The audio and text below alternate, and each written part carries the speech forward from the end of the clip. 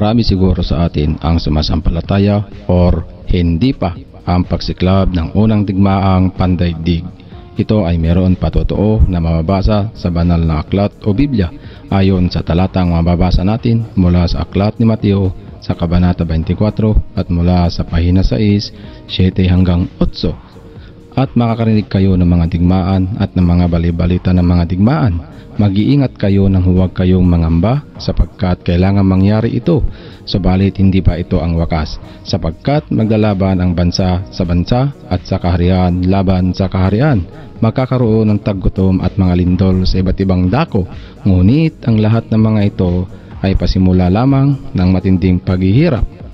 Hindi nga natin makakaila na ang unang digmaan nga ay naganap noong July 27, 1914 sapagkat ang digmaang ito ay nahinto dahil sa kinasangkapan ng Panginoong Diyos ang apat na anghel ayon din sa Biblia. Ngunit nais ko liwanagin ang salitang anghel ay hindi yung anghel na mayroon pakpak at lumilipad sa langit.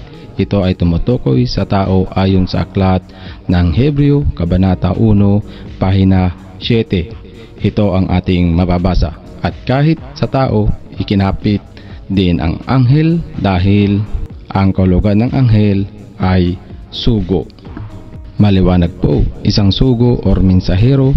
Sa wikang Ingles naman ay messenger.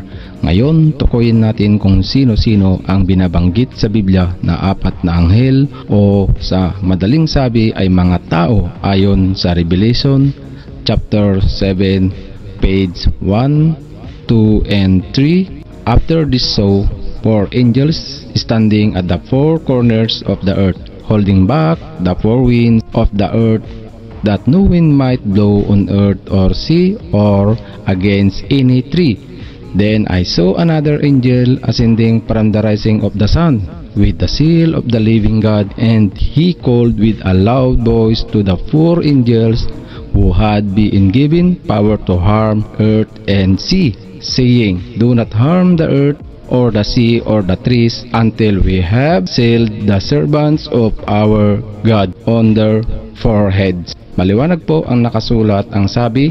Pagkatapos nito, nakita ko ang apat na anghel na nakatayo sa apat na sulok ng mundo, na ang ibig sabihin ng apat na sulok ng mundo ay ang hilagaan, silanganan, kanluran at timugan, na tumutukoy sa lokasyon o nasyon. Pinipigil nila ang apat na hangin upang walang hanging umihip sa lupa o sa dagat o sa alinmang punong kahoy, na ang kalugan po ng hangin ang nangyayaring digmaan noon. At dagdag pa dito, at nakita ko ang isang pang-anghel na galing sa silanganan na taglay ang pantatak ng buhay na Diyos. Sumigaw siya sa apat na anghel na binigyan ng Diyos ng kapangyarihang maminsala sa lupa at dagat, at sinabi niya, huwag mo na ninyong pinsalain ang lupa, ang dagat o ang mga punong kahoy hanggat hindi pa natin natakan sa noo ang mga lingkod ng ating Diyos. Ngayon ay ating kilalanin sila kung sino-sino ang apat na anghel na tinutukoy ng Biblia na naging kasangkapan ng pagpapahinto ng digmaan na nangyayari noong July 27, 1914 at nahinto noong November 11, 1918. Ang Big Four o Four Nation ay tumutukoy sa apat na nangungunang allied powers ng unang digmaang pandaigdig at ang kanilang mga pinuno na nagpulong sa Paris Peace Conference noong Enero 1919. Ang Big Four ay kilala rin bilang Council of Four. Binubuo ito nina George Clemenceau ng France, David Lloyd George ng United Kingdom, Vittorio Emanuele Orlando ng Italy at Woodrow Wilson ng United States of America. Habang ang mga allies sa Paris Peace Conference ay binubuo ng higit 20 bansa, ang Big Four ay pumasok sa Versailles na nangunguna sa mga arkitekto ng Treaty of Versailles na nilagdaan ng Germany, ang Treaty of Saint Germain with Austria, ang Treaty of Neuilly kasama ang Bulgaria, ang Treaty of Trianon kasama ang Hungary, at ang Treaty of Tibris kasama ang Ottoman Empire. Sa isang punto, pansamantalang huminto si Orlando sa komprehensya dahil hindi natugunan ang mga kahilingan ng Italyano na iwanan ang iba pang 3 bansa bilang nag-iisang pangunahing arkitekto ng usapan at tinutukoy bilang Big Three. Bumalik ang delegasyon ng Italy pagkatapos ng ika-11 araw. Ang una ay si George Benjamin Clemenceau na ang kanyang kapanakan noong 28 ng September 1841 ay isang Pranses na politiko, manggagamot at mamahayag. Naglingkod siya bilang punong ministro ng France mula 1906 hanggang 1909 at sa pangalawang pagkakataon bumalik siya muli sa pagkapunong ministro ng taong 1917 hanggang 1920. Siya ay karaniwang tinatawag na ang Tigre at ang ama ng tagumpay para sa kanyang napakadeterminasyong bilang pinuno sa panahon ng digmaan.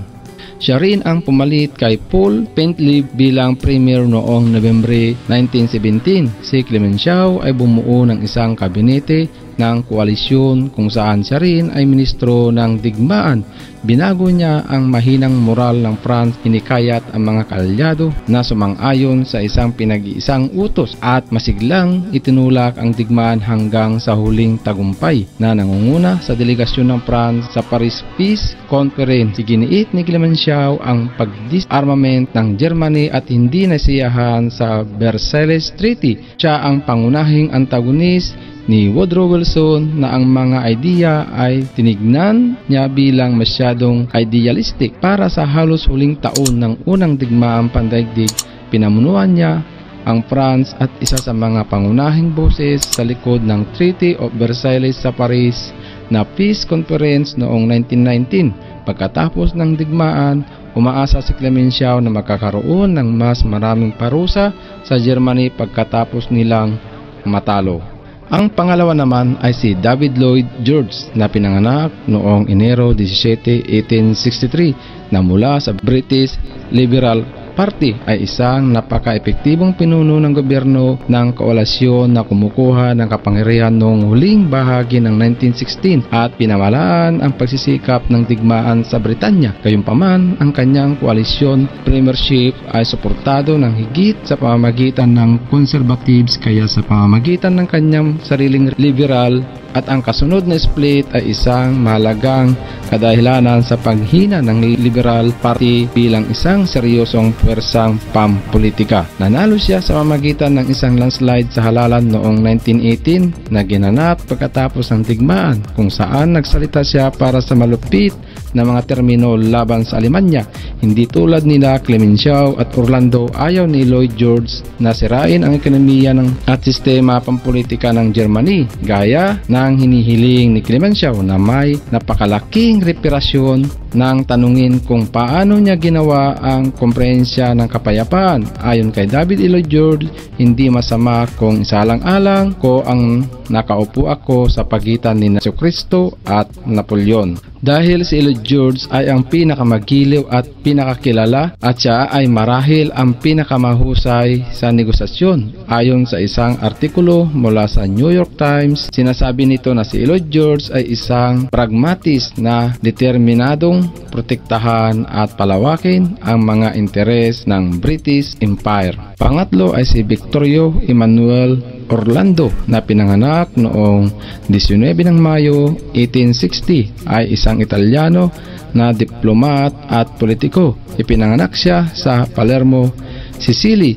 Ang kanyang ama ay isang landed gentleman ay naantala ang pakikipag sa palaran upang irehistro ang kapanakan ng kanyang anak dahil sa takot sa 1,000 mga makabayan ni Giuseppe Garibaldi na katatapos lang lumusob sa Sicily sa unang bahagi ng kanilang marsa upang magtayo ng isang estadong Italyano. Siya ay karaniwang binansagan na the Premier of Victory. Noong 1897, siya ay nahalal sa Italian Chamber of Deputies para sa distrito ng Partinico kung saan siya ay patuloy na muling inahalal hanggang 1925. Inihanay niya ang kanyang sarili kay Giovanni Giolitti na punong ministro ng Italia ng 5 beses sa pagitan ng taong 1892 at hanggang 1921. Bilang pinunong ministro ng Italia, pumunta siya sa Paris Peace Conference noong 1919. Hiniling niya ang katuparan ng lihim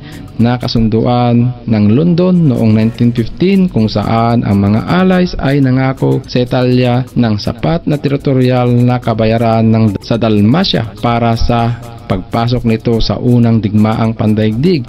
Gayunpaman, si Woodrow Wilson ay nagdulot ng malaking pagsalungat sa mga kahilingan ni Orlando. Sa makatwid, nabigo si Orlando na makakuha ng suporta sa Britanya o Pransis. Naging dahilan ito upang siya ay umalis sa Peace Conference, gayunpaman bumalik siya makalipas ang isang buwan. Bukod sa kanyang prominenteng papel sa politika, kilala rin si Orlando sa kanyang mga sinulat, mahigit 100 gawa. Sa mga usaping legal at hudisyal, si Orlando mismo ay isang propesor ng batas. Siya ay kabilang sa mga ama ng Republican Constitution bilang isang miyembro ng Constitutional Assembly bilang Speaker of the House. Siya ay isang kandidato upang maging unang Pangulo ng Italia na hinalal ng parlamento. Ang pang-apat naman ay si Woodrow Wilson na pinanganak noong 28 ng Disyembre 1856 ay nahalal na Pangulo ng Estados Unidos batay sa mga lokal na isyu noong 1912 at muling nahalal noong 1916. Ibinatay niya ang kanyang kampanya sa muling halalan noong 1916 sa slogan na pinipigilan niya tayo sa digmaan at nagsumikap na makipagkasundo sa isang kompromiso na kapayapaan.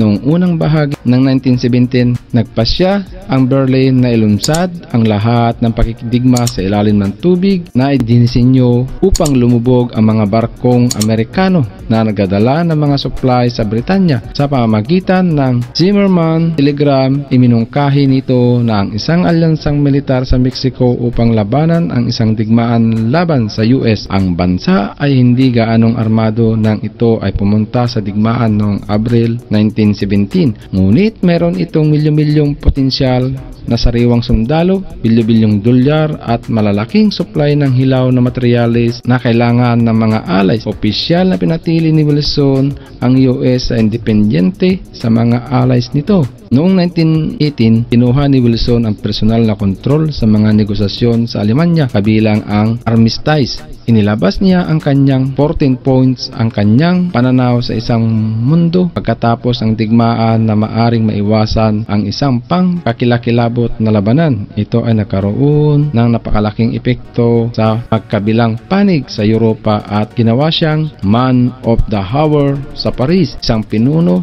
ng progressive movement na nag-asimbol siya ng isang high power na grupo ng mga academic advisors upang tulungan siya sa Paris. Ngunit ang kanyang hindi mapagkakatiwalaang personalidad ay humantong sa kanya na makikipaghiwalay sa isang serye ng malapit na tagapayo lalo na sa mga colonial house. Gumawa siya ng isang malaking pagkakamali sa pamagitan ng pagtanggi na dahilan ang sinumang kilalang republikano sa Paris na nagpapapolitika sa debate sa Amerika at nagpapahina sa kanyang suporta. Ang kanyang pangunahing layunin ay isang pangmatagalang solusyon upang wakasan ang digmaan batay sa liga ng mga bansa at pagpapasya sa sarili ng mga bansa. Binigyan niya ang espesyal na pansin ang paglikha ng mga bagong bansa mula sa mga hindi na gumaganang imperyo at tutol sa malulupit na mga tuntunin at operasyon na pinapataw sa Alemanya. Isang Presbyterian ng malalim na reliyosong pananampalataya, mapila si Wilson sa isang ebanghelyo ng paglilingkod at naglagay ng malalim na diwa ng moralismo sa kanyang idealistikong internationalismo na ngayon ay tinatawag na Wilsonianism. Ang Wilsonianism ay nanawagan para sa Estados Unidos na pumasok sa arena ng mundo upang ipaglaban ang demokrasya at naging isang kontrobersyal na posisyon sa patakarang panlabas ng Amerika.